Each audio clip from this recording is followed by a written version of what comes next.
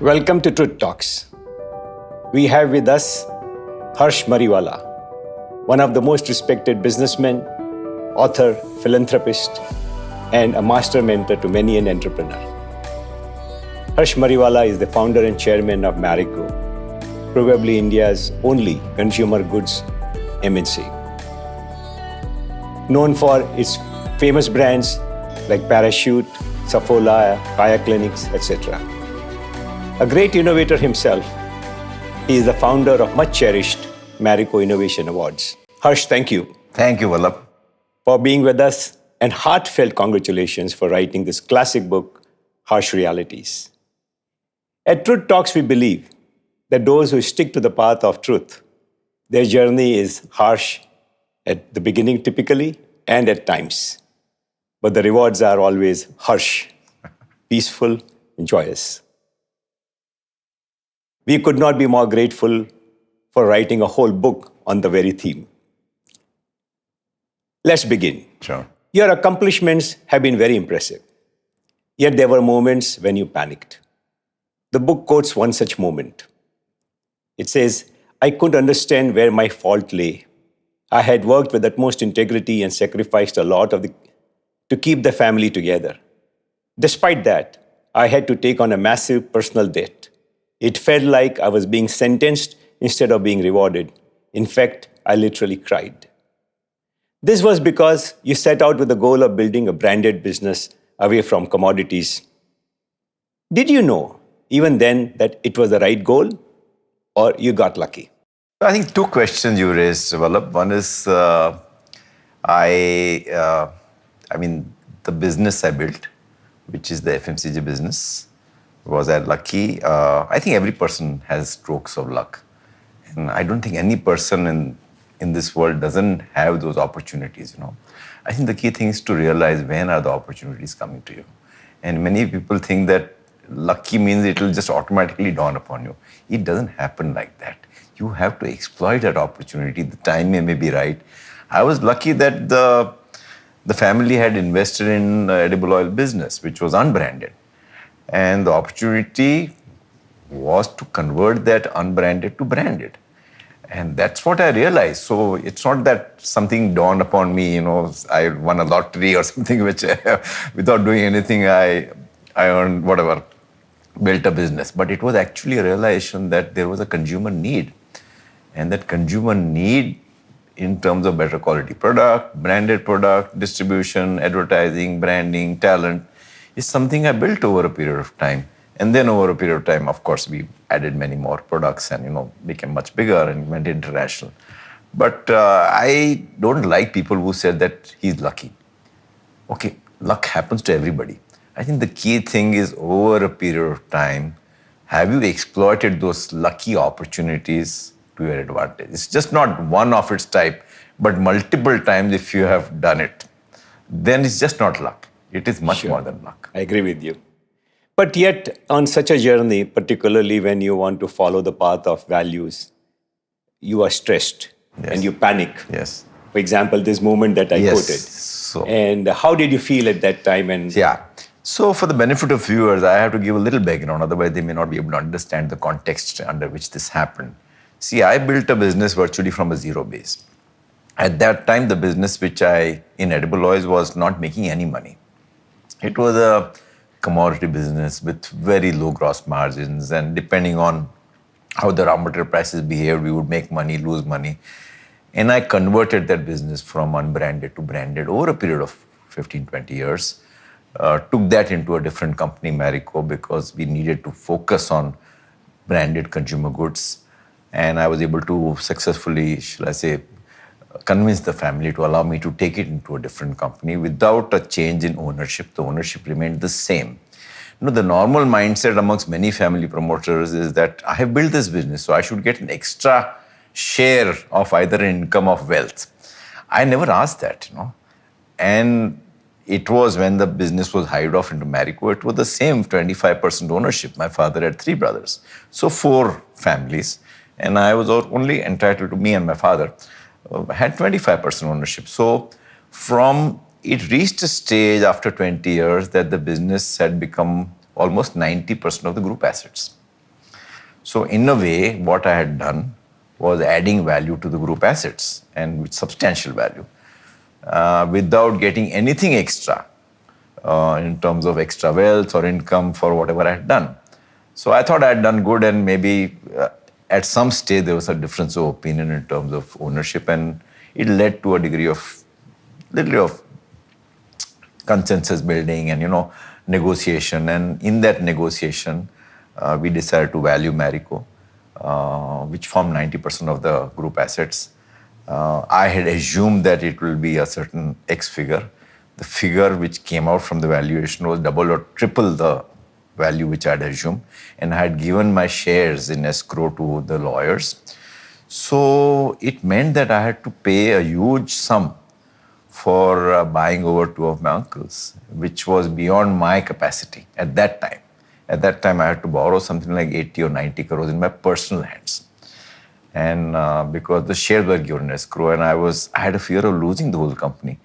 And I was quite shocked that what will happen. I built it, and I thought I had done something for the family, but I'm getting penalized for that. Did you regret your decision? No, so let me finish the story. So at that time, I felt very, I would say, cheated, felt a little down that, okay, what the hell? And they were feeling good about it. But it so happened that, luckily I borrowed. I was borrowed for almost 1.5, 2 years. Then with your help, we went by IPO in 96. And I must say, you and Enam played a great role in making a successful IPO. Duty it was. But since then, the share prices I remember our market cap in 96 was, I think, 160 or 180 crores. Today is in the range of 70,000 crores. So now I don't regret, Maybe at that particular point of time, many of my other family members must have felt good. But now I don't have regret that, they didn't get a good deal. They got a good deal at that particular point of time. Sure. Post that, I never expected the appreciation in wealth from that level to today. So I don't, in a way, it's a good thing which happened. Temporarily, I went through a little bit of, not a little bit, quite a lot of stress in those 1.5, 2 years. But in the long run, it has really helped me. Fantastic. And I don't feel guilty at all. Fantastic. Yeah. Oh, fantastic. So I've known you for very, very long, from college days. I have this question for you that you took the share of oil business, Yes. your market share, from 15% to 50%. Yes. Now, many strategies went into it. Yes. But I want to ask you, how much transparency played a role in this? See, I think transparency doesn't play a big role in, I would say, increase in market share. The increase in market share happened because of innovations. Innovations in packaging, innovations in distribution, advertising, and I think that led to an increase in market share. Separately on transparency, I have very strong views on transparency. I strongly believe that transparency is required to deal with all the stakeholders. Whether it's your own employees or capital markets or your associates, you have to be transparent because that's the only way to earn trust. You have to be not only transparent, but be open also about it. Proactively show openness. So we have an open house with all our employees. We talk to each other very, very freely. There are no barriers. Nobody wears a tie to the office. People can come into my cabin. They still call me by first name. I think these are very, very critical components of building trust and relationships. So I have a very, very strong positive view on transparency and openness, and I practice that across all my relationships, whether it's business, personal, or whatever. I am what I'm portraying, and I'm not trying to portray a different me versus what I am. You made a very good point that sometimes people think that simply because you are transparent, you will succeed, or simply because you're innovative, you will succeed. Yeah. You need both of them. Absolutely. And you are a Absolutely. great example of that. See, when a young business, particularly a commodity kind of business, wants to grow, talent is a very important part of it. And it's a huge problem. You have said in the book that you used your transparency and truthfulness quite effectively in this respect. Is it a strategy that will work for all, you think? Could you give some examples? Of the belief in talent? Yeah, belief in talent, and then you have to go with all the warts and all and your smallness and the risks and so on? Yeah, so first of all, I have a strong belief in talent. And I built the whole business of consumer products without incurring any capital cost. The two factories which were existing remained the same. I hardly incurred any capital cost. And the business was built with a big appreciation and valuation only on the basis of talent, brand building, distribution. And my belief in people went on increasing every time I would recruit a good quality person. So I still believe a lot in talent. Unfortunately, many entrepreneurs and senior families, they don't look at talent. They think that it's very easy to recruit talent. They look at talent from a purchasing lens. It's not a purchasing lens, it's a marketing lens. You have to market yourself as a good employer. You have to create the right employer value proposition because there is a big war for talent. And if you want to attract good talent, you have to be perceived in a very strong, with a very strong image in the job market. So I did that when Marico was formed. And of course, I was transparent and I wanted to portray that. See, if I may interrupt you, Yes, you use the word market. Yes. And that's where this truthfulness comes. That where does truthfulness end and marketing begin? Or you mean it in a different sense? So I think basically we have to say that just like there is a war for market share or increase in, you have to look at job creation from a different lens. You are not sitting there where people just want to come to you to join you. There are multiple organizations wanting to get the right quality talent. So you have to show them. I'm not saying by marketing, don't give a true and fair. Of course, you have to be true and fair in terms of what you are offering. I'm not saying that exaggerate what you're offering, but for a small company at that time, unknown company, people didn't know what Marico meant. It was a new company. So we had to come out with an advertising campaign which had a shock value. Mm-hmm. And I think that created a huge impact. And there was nothing negative about it. Right. Because we wanted to attract attention. And when you have very limited resources and huge ambitions, that time you start innovating. And, the shock campaign was actually a result of that innovation. Very interesting. Yeah. Very interesting. You talked about advertising. You used advertising very effectively. Yet we know advertisers are very happy saying that, we can exaggerate anything, any extent, because that's the way to catch attention. I always wonder, where does this exaggeration end and falsehood begin? So it's a very relevant question. I think you can fool some people sometime, but you can't fool all the people all the time, they say. So you may do one, for example, if I want to fool some people and do some exaggerated claims. Ultimately, it will get exposed, the claims are true or not. So you have to be very fair because ultimately you're creating a brand. From a long-term point of view, you can't go on fooling people. So I have strongly believe that there should not be exaggeration in your advertising. It should fit into what you're offering. And you can do shock value. That is more to attract attention, but you're not making exaggerated claims. I did that shock value just so that people read my ad, not because I was making claims which are unrealistic. Because in a newspaper or television, there are so many ads. So you want people to see, okay, all of a sudden people have seen the ads. And I think that was the whole objective, was to attract attention and not make exaggerated claims. I think it's a very fine distinction, attention and claim. Thank you. So, on this truthfulness business, Professor Ramcharan says that I know Harsh would have never bribed anybody to get a license. Somehow he saw you always as a truthful person. Do you recall a moment when you made this personal resolve, as Gandhiji did at some point of time, that no, I'm going to follow this path only? So, people get shocked when I tell them that I have hardly been to any Delhi office in my whole career of 50 years. And I'm telling you the truth, I have not been, except once or twice when we had built a coconut oil business and we were exporting packed coconut oil in Bangladesh, Middle East, and the government banned the exports. So now I built a huge business in Bangladesh, Middle East, and all of a sudden the exports are banned because coconut oil prices in India were going up. I had to go to Delhi and appeal to the Commerce Ministry that I have invested a lot of money in going international, building a brand, and because of this ban, I will lose whatever I've built. And I'm only doing it in small packs, branded. I'm not doing unbranded. So please allow me to export branded It's something which I've done over a period of time. If you stop me from doing it, then I will lose whatever I have created over a period of time. And I must say the Commerce Secretary heard me out and immediately allowed exports of coconut oil in small packs. So at that time, I went to Delhi. But it was because something else had impacted me negatively and I wanted to correct that. I didn't go to Delhi to get a favor in terms of a license or any other favor, which at that time, many of my friends and when I joined the business, I mean, most of the time they were spending in Delhi just to get a license because that was the route to success. Sure. And I'm not that kind of a person who would just go to a government official and bribe them or, that's not me. So in a way, it suited me to be in a business which didn't require any regulatory kind of a licensing or regulatory favors.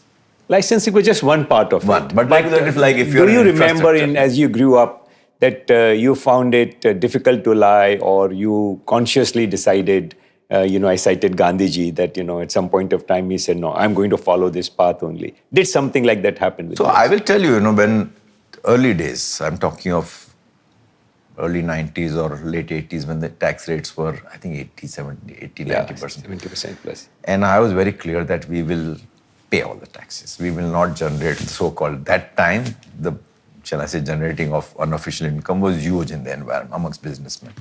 I had to literally fight with all my uncles that I'm not going to do it, come what may. Don't make me do it. It's okay to pay. Luckily, the tax rates went down over a period of time, but what gave you that conviction? Because I think there are two things. One is you have to be truthful. You have to follow whatever law. The law sometimes is also unrealistic, and that time it was unrealistic. Number two, the moment you start doing something like that, it filters down the line. If somebody down the line knows that I have taken some shortcuts or generated cash, then people down the line say, I can also do it. The promoters are doing it. And that is a long-term impact on any business. And many businessmen don't realize this, that you're sowing seeds of corruption, you're sowing seeds of taking shortcuts down the line because you're doing it yourself. See, that brings me to the next question, again, quoting the book. It says that sometimes you win, but you never lose. You learn. Yes. But this formula, like a parachute, works only if the mind is open. Yes. Great words. But you know what happens when someone has had a losing streak? The mind tends to shut and you want to take shortcuts, precisely what you talked about.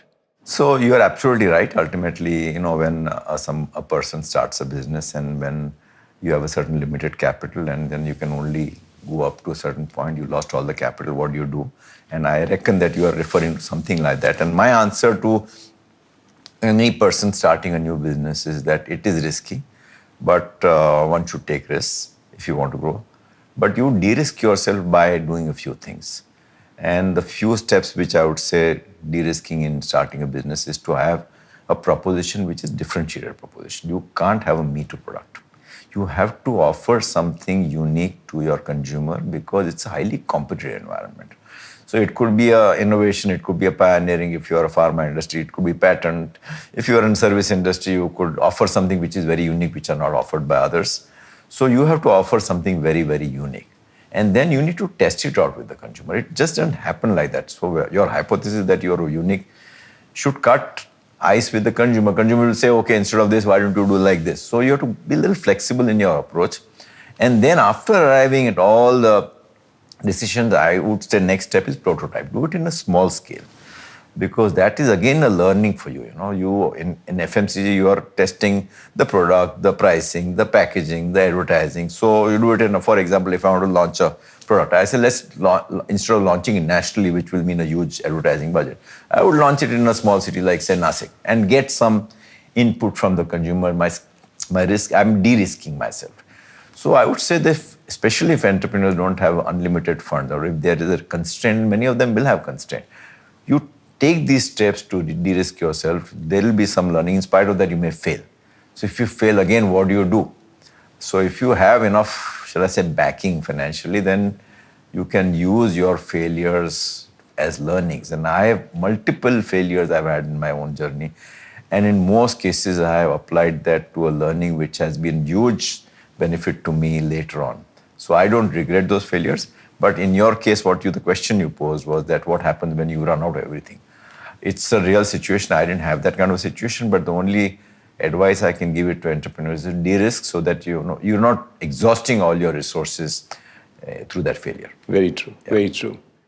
So, I will come to this question again, that how there's a combination of innovation and hard work, humility and truthfulness, which is like a package. But you're talking about failure and success. Are there areas in your life where you yet to succeed? And so maybe I can combine it with the... No, I can say it. There are areas, of course. I think And what do you call success? I think success is something you're aspiring to do something and then you've been able to go somewhere where you aspire to do, It depends on what you're trying to do. It need not be a business. It could be anything else. It could be some impact you want to make in your social field or some impact you want to make in your CSR or personal giving journey. So I think ultimately you have a certain vision that you want to do something. You want to make a direction, and as long as you're able to make that impact, the degree of success may differ. If you are able to make a huge impact, then the degree of success may be more. But even a small success to me is a road to larger kind of journey in whatever you're planning to do. So some positive delta in terms of what you want to achieve, to me that is the starting point of success. But the success, it's a continuing journey. It doesn't stop that, okay, I have achieved 100 crore turnover, that means I have to stop at that. After 100 comes 1,000, after 1,000 comes 10,000 crores. So it's a continuous kind of vision which evolves as you progress.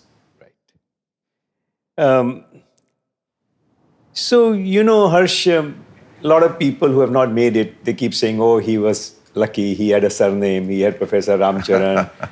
We don't have anything. Do you have a toolkit for those people? First of all, I don't agree with them. They are just saying it because they are not successful. And I know some people who have, some of my friends also say, he's successful, but I don't agree with that. I think the key thing is to, as I said earlier, there are opportunities arising, available to each and every individual. You have to determine what are your strengths. And I am a very strong believer in strengths-based approach in terms of your life. What are your strengths? And many people don't know what our strengths are. Could we just present it like a toolkit? So first you determine your strengths, and many times we have our blind spot. I don't even know what my strengths would be. So the key thing is a simplistic way of identifying your strengths is to get hold of whoever knows you well. It could be your family, it could be your friends, acquaintances, whoever knows you well. Just sit down with them collectively or individually, tell them what are your strengths, what are your areas requiring weakness. Moment you arrive at some sort of a pattern, then you know that these are your strengths and these are areas requiring improvement. Now, most of the time people look at weaknesses and say, okay, I'm weak at this, so let me improve. But I have the 75-25 rule. 75% of your effort should go into improving your strengths. And your career also, or whatever you're planning to do, should be based on your strengths. Because if it is your strength, it will generate passion in you, it will have interest, you will enjoy doing it, rather than doing something which you don't like it, which is a weakness. For example, if I had to go into a IT business, I don't understand that business and I will never go into something like that. But going and sitting with consumers or dealing with distributors, something which is up my sleeve. I enjoy doing it. So one is play to your strength. Play to your strength is very, very crucial in my opinion. And then what I had mentioned earlier about how do you create a right to win, pioneering initiative. And then ultimately impact on talent and culture. It's very important. It's relevant for any business to have the right talent and more importantly, not just talent, but the right culture in the organization. And finally, I think governance plays a very important role. And when I'm talking of governance, I'm not just talking of compliances, which of course is very important, but beyond compliances, as you rightly put, be truthful to all your stakeholders. You have to create that image of being truthful across the organization and have a purpose in the organization. It's very important that organizations have a purpose. And not just the organization doesn't exist for the promoters or the shareholders. It cuts across all the stakeholders. Very good. Excellent. So, can you share situations where being truthful was most difficult for you? And say suddenly it includes dealing with the government, for example, or dealing with very powerful people. Yeah. You have to be so-called diplomatic with them. So luckily, as I said, I didn't have to go to powerful people or government, and thank God for that. And they didn't come to you either. No, and people get shocked when I say, no, I'm very underkey compared to what's happening in Delhi. And a lot of people say, donation to politics. I don't get into all that at all. away from politicians per se. I'm away from bureaucrats. I was president of FICCI, so to some extent, I just wanted to learn how the system was operating. Sure. So, if you had to deal with difficult situations, you would have had many that where you found dealing with employees or partners or suppliers or whoever difficult. So I think you have to take that difficult situation. Do you have any situation which can, help people? Many times, for example, some employees, key employees have done extremely well with you. And they've helped you in your journey. And at some stage, they start becoming less relevant. At that time, you have a dilemma. What do you do? I mean, they've helped you, but now they are less relevant. And if I don't replace them, then it'll impact my business.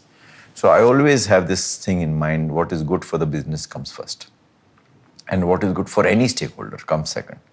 So I have asked some people whom I know extremely well, asked them to leave the organization because it was not good for the organization. And not to say that I ensured that they settle down well financially and give them time. But those kind of tricky situations when you ask people to go or some board members to go because they are not able to add value, it's something I've done multiple times. Wow. And also when I had to step down as managing director, there was pressure and I was I stepped down after 25 years of in Marico. But there was a pressure from below that, now it's better that you step down to get some new blood. But it's difficult to adjust, And again, on top of that, it's expected in Indian society that your son will inherit you. Here, we had an outsider coming into my role. So it was very difficult to convince the family, to convince my friends. And I had to bite the bullet saying that this is good for the organization. I'm doing it because I believe that this is good for the organization. And it's not my company. Just because I am the promoter, I am majority shareholder. It's a public company and most promoters, I unfortunately find that they say this is my company. It is not my company. I have 60% shareholding, but it's not my. I have 40% other shareholders whom I'm equally accountable to, more accountable to. Absolutely. And I can't behave as if whatever decisions are good for me. You're absolutely right on that. See, this is where this very less obvious aspect of truthful journeys comes. Humility is a large part of being truthful. A lot of people are truthful and, they're very arrogant about it. I will be very blunt. Yeah. So, of course, the classics say that Satyam bruyat, priyam bruyat. And that is not possible unless you're humble and empathy. You have been marvelous at it. And you just cited those examples. How did you do it? I don't know. It may be genetic, but I think more than the truthfulness, I would say humility helps you learn a lot. Yeah. And I always tell, we recruit a lot of management trainees every year and I have a session with them when they come in. I said, please don't think that you arrived. Because they come at very high salaries. There are many other companies poaching for them. You have to be down to earth. When you go into the marketplace, please talk to distributor sales reps. When you go to the factory, talk to the workmen because you'll learn from them. Right. And I think learning happens when you have an open mind combined with the fact that you are making others very comfortable. And humility plays a very, very important role in learning, No, I think it's so, not only so, this question of succession. Now, I've seen a lot of big companies get succession wrong. Yeah. And you handle succession and you just talked about it. And that's where, accepting the reality. Yeah. Why I think succession goes wrong. Some people say that succession is the true test of a person's judgment and capability. So would you like to talk a little more about it? Sure. So I think one is the starting point is who is replacing you. Is it true test? Have you got the right person? I think that's the first most important step. Yeah. But after that, I've seen, especially in many family managed companies, is that the promoter is not allowing the successor, if that successor is a professional, in terms of freedom to do things on their own. So it's very important to identify what role the promoter will play. In this case, when I appointed Shogata as the manager, I sat down with him and identified what I will do, what I will not do, and what he will do. And when will he come to me for decisions? Right. I think that played a very important role in ensuring that he succeeded. He got the freedom and empowerment to do things what he wanted to do. Otherwise, I'm always on his neck and, that person doesn't know whether, to what extent can he operate independently? So it's just not appointing the right successor, but how are you going to allow that person, how are you going to coexist with that person in terms of relationship, the roles and all that. So I think that's equally important. I've seen many promoters saying that, see, I've given somebody a chance, but now... So how do you see the family come in anytime? So the family comes in at more, I think our role has changed from being an actively promoter-driven company to a strategic investor-driven company. So my son, both of them are on board. One of my cousins was also part of the promoters on the board. So we are strategic investors, that's for sure. And I spend some time beyond the board meetings with the management team because of the fact that I built the company. The whole objective is not to control. The whole objective is to add value to the company. Right. But I think our roles are shifted from actively promoted company to a That strategic clarity has investor. helped you a lot. So lastly, Harsh, do you believe that a truthful society is more prosperous society? I think it's badly required, in my opinion, because a lot of unnecessary, I'm saying that we spend a lot of energy in when people start evading taxes or evading the laws or not giving a true and fair picture or lying or beyond that, crime and all that. So I think it's very important that I think senior leaders, those who are looked upon by others, I think they practice this, not only practice, but talk about it. I think the fact that you have brought this platform, it's a very relevant platform for others to learn from other leaders, And if I listen to somebody and, it'll convince me. And a lot of my upbringing has happened because of my reading, Nothing happened to me, but I think learning, reading, and I think that's what you're trying to do. So it's very, very crucial for the society to actually embrace truth. And it has to spread. It cannot just happen overnight. It has to spread from the top or wherever it is existing and down the line, especially at the lower ends of the society. Because if there are individuals, even at the bottom of the pyramid, if they are practicing some truthfulness or something which is valuable, I think others will start copying them. Sure. I think that's very badly needed in India's growth journey. Sure. So, it is so obvious that everything that you cherish will come only with truth. Yeah. And it will be sustainable, whether it is drive for excellence, whether it is peace, whether it is trustworthiness, reliance. Yeah. You're not truthful, you don't get it. Yeah. And most of all, from a society point of view, the cost of doing business comes down dramatically in a truthful society. Absolutely. You start commanding a premium. Yeah. But Harsh, I think we count on you to, support us more on this. Sure. I have been given some questions, kind of truth bullets to fire at you. All right. Being truthful is more difficult with spouse or partners? Equally difficult. Both are same, I would say. But spouse, you have to be a little more careful. Yeah, she's the biggest partner, actually. Correct, yeah. Your lessons are great. But would you have written the book for the same lessons if you were not as big a success? No. Because I think it has to give some learning, Otherwise, people start doubting the credibility. So I would not have written if I had not succeeded. That's my mindset. That's sure. Others may write it also. It's absolutely your answer. Yeah. Businessmen who are appealing to you for their smartness and values. I would say Azim Premji is one example I have. And the House of Tatas, if I had to single out one or two options. Yeah. Mm-hmm. What is better, purely professional or professional and family management? I think it depends on the kind of business you are in. There is no right answer. Mm-hmm. What is the probability that you think you give that we will become a more truthful society in near future? In my lifetime, it's going to be a long haul, But we have to go on trying. It shouldn't mean that people shouldn't. We have to go on trying because that's the right thing to do. Yeah. So, you're training a lot of entrepreneurs. Yes. Why is it difficult for them to be truthful? So I think a lot of people want to take shortcuts, and unfortunately, some of the successful entrepreneurs have taken shortcuts and people have seen them succeeding and they think that the route to grow and establish is through shortcuts. And if you want to take shortcuts, you can't be truthful, then you are actually deviating a certain path. You are cutting short some regulation. Why can't they get it? Because it takes a little longer, to to succeed. And anything truthful many a times would be a little longer, but in the long run, it is far more paying off. And people don't realize that it pays off in the long run, because in the short run, it could be a little longer. And same thing with consensus building. I think it's very important to build consensus amongst all the stakeholders, especially the family. I took 3 years for me to convince the family to start a company in Marico. If I had not done that, I would have been still struggling. So it's very important to build consensus on very critical issues, and consensus building takes time.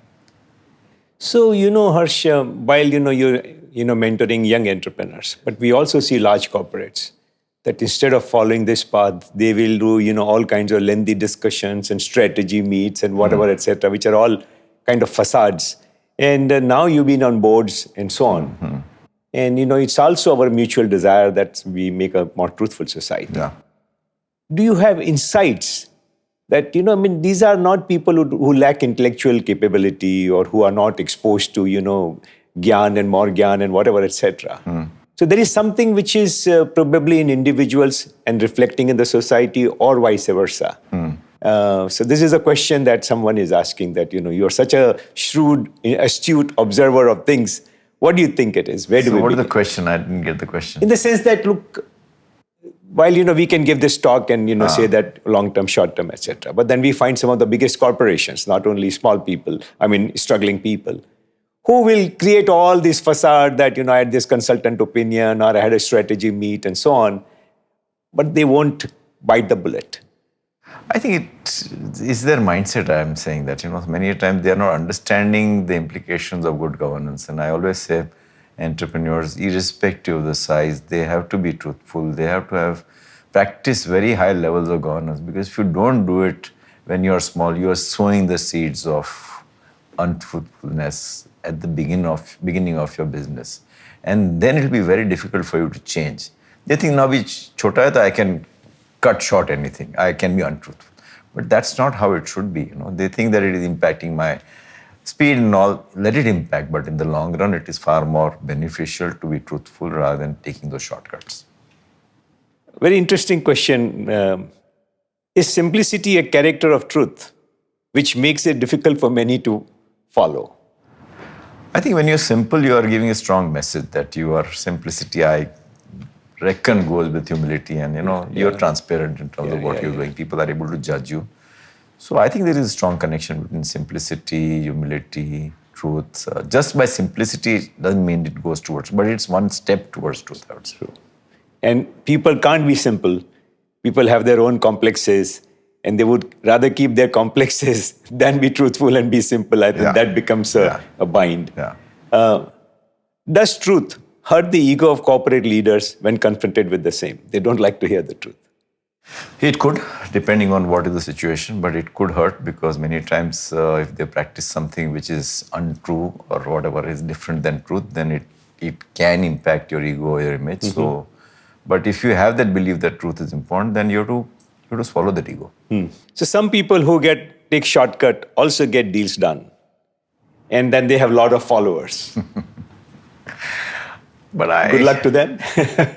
I don't agree with these shortcuts. And okay, you'll have followers, but on a perpetual basis, you can't go on taking its journey in terms of building a business. You can't go on taking shortcuts and go on succeeding. At some stage, it'll hit you negatively. Yeah, we have this name Vishal Shah from Raipur. Today's market is flooded with products which are harmful, hazardous, etc. Why doesn't the law come down hard on them? So I think the law is just putting a caution is not enough. Yeah, I think I don't think the law is a problem. Sometimes people exploit the law and then exploit the regulatory ways which cause harm. So I don't think you can blame the law. The lawmakers are quite proactive in But ensuring. if you put it in fine print, it's okay. No. But I don't think it is an issue.